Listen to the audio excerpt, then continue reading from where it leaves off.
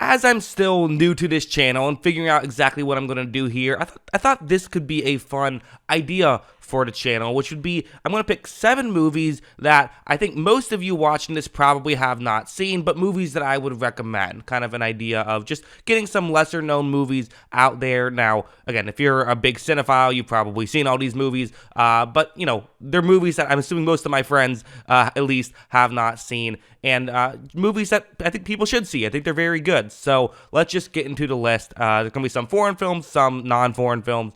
Let's just jump into it, starting with number 1 in no particular order. Let's start off with The Squid and the Whale. This was a 2005 movie by Noah Baumbach, who would go on to make a movie, you know, The Marriage Story, or just Marriage Story, not The Marriage Story, which is, you know, became a lot more well-known. But this one is, I think, you know, if you have to compare the two, I think this is the better of the two. It's just a fantastic film. It's just so unique and kind of talks about, you know, fake intellectualism and kind of the, you know, how if you are trying to be a writer, sometimes that, you know, the negative aspects of it and kind of the negative aspects of writers in general, of people who try to, you know, seem smarter than they actually are, what it means to be smart anyways, and kind of the people that maybe you think are the dummies at the beginning of the movie, you realize are actually the smart ones at the end of the movie, but in a very smart and clever way. It's just such a unique perspective. The one criticism I've heard of this movie that I think is reasonable is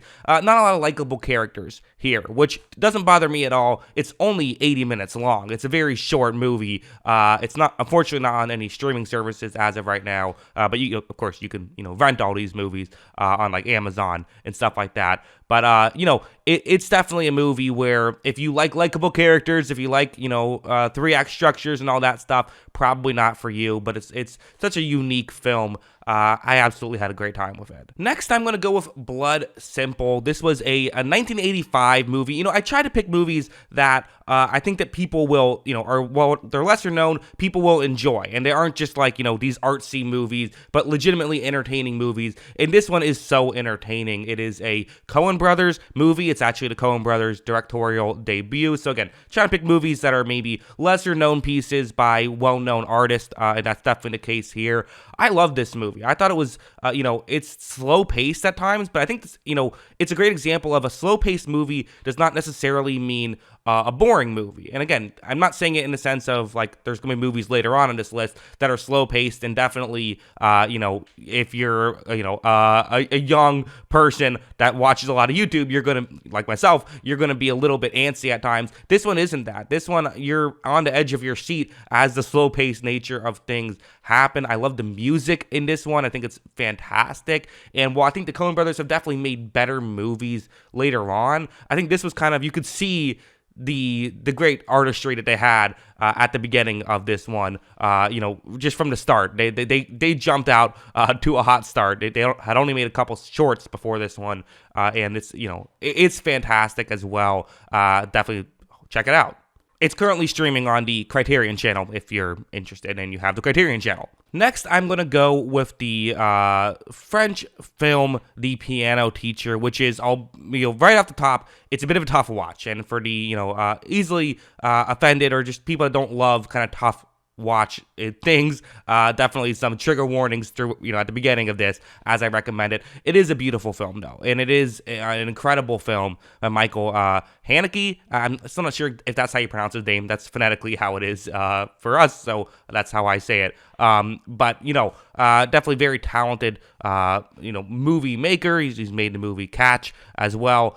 Some very good stuff there, but it just, again, this one's definitely slower. This one's definitely one of the least, one of the ones that if you're not a huge movie fan probably won't be the most entertaining for you, but again, very incredible to watch. It's on HBO Max right now, so if you're interested in, I don't really want to give away too much, just sort of a, you know, a character study that goes in very unique ways, I think is the way I'll say it, in very dark ways, but again, has a lot to say about just, you know, I think the sexuality in women and kind of things like that. It's just a very unique movie that I don't know how much I can get into without spoiling it, so again, if that's your kind of thing, check it out. Another one that I think that, again, if you're into foreign films, like probably these last two, you're like, okay, people have seen these. But if you're not, then it's definitely, I think you can open up a whole new world of great movies to watch, and Stalker is definitely one of those. Stalker by Andrei Tarkovsky, which is a movie that was, made in 1982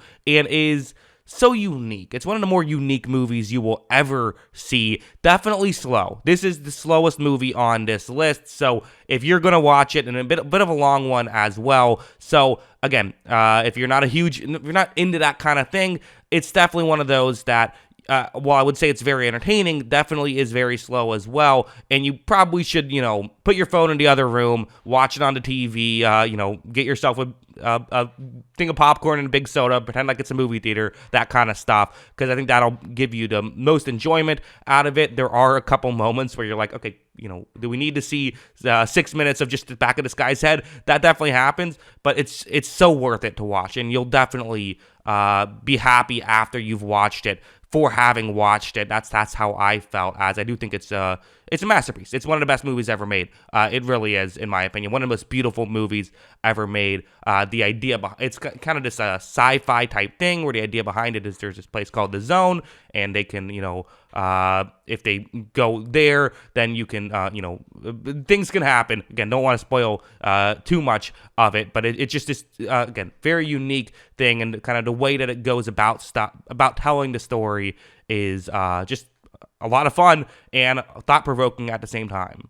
Next up on this list is the 2008 movie Hunger by Steve McQueen, who would go on to make 12 Years a Slave. Again, a movie that I think cinephiles have probably paid some attention to, but it's on the Criterion Channel right now if you want to check that out. But it's also one that I don't know how many people have seen. Definitely another tough watch. Definitely another one. You can kind of see my taste in movies a little bit. And I should have mentioned this at the beginning. These are not these 7 movies you have to watch that you probably haven't seen. These are just 7 of movies that I picked out. But this one's a very fascinating case study. One of the best acting performances you will ever see. There's a famous 17-minute long shot where the camera doesn't move, the camera doesn't cut, and it's the best part of the movie. It's the most entertaining part of the movie. I believe it's 17 minutes long, might be longer. I don't remember the exact. But it's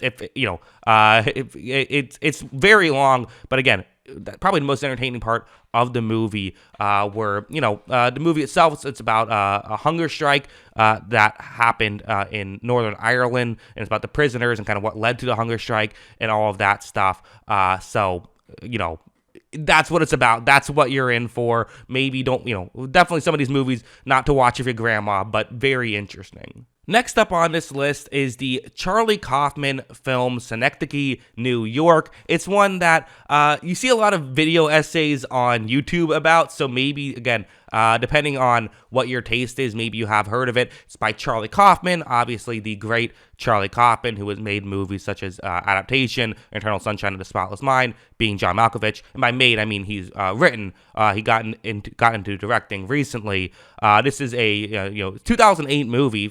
It's kind of surprising it was that long ago. Feels like it was more recent. Probably because Charlie Kaufman unfortunately has a tough history of just getting his films made. It seems like he has it's a hard time for him to for example, this one reportedly had a budget of $20 million, only made $4.5 million. So movies tend to not be that profitable, but they're so interesting. And again, trying to describe what this movie is and pitch it, I don't really know how to do that. I don't know how to describe it, because it starts off kind of normal and just gets completely off the rails, but in an incredible way. It's talking about death, but also about trying to accomplish something in your life. What is wasting your life?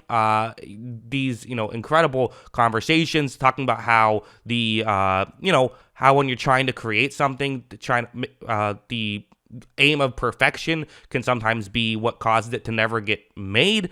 Philip Seymour Hoffman delivers just an incredible performance throughout this one, and it's just there's a lot of great performances throughout this. It's a fantastic movie. It's a beautiful looking movie, and it's just a beautiful script in general. So again, feels like it's one that's a little bit artsy, one of the more artsy films on this list. If that's not your thing, I get it. This is not a thriller necessarily, so I can understand why it wouldn't be everyone's cup of tea, but if this is the kind of thing you're into, definitely check it out.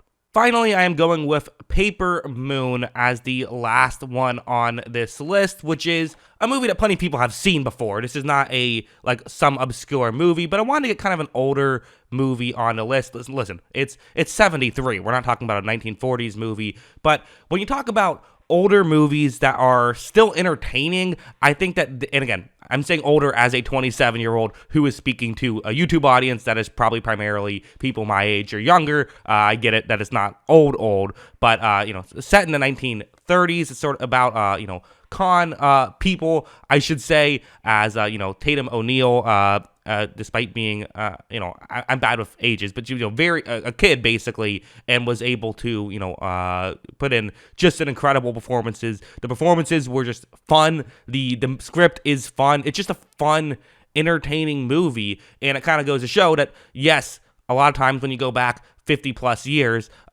you're looking at movies that maybe are a bit slower, don't quite hold up as well. This one holds up just as well. It's a blast to watch, and something that I think more people should watch. It's something I watched as a kid and had a great time watching it, and then as an adult I rewatched it and was like, oh yeah, no, this movie still definitely works. This still definitely holds up. So if it can entertain kid Jackson and adult Jackson, I think it could probably entertain some of you as well. So that is number 7 on this list. So yeah, those are my 7. Again, check out some of these. I meant to mention Paper Moon on Amazon Prime, so you can, and also I believe on, according to this, it says it's on Paramount Plus as well, so, and on Pluto TV, which is, I believe, free with ads. So again, there's ways you can watch these movies. Definitely, hey, check one of them out, why don't you? Check which ones seem the most interesting to you and find that out. And again, I know that if you're a big movie fan, you've probably at least heard of over half of the movies I mentioned on this list, maybe all the movies I mentioned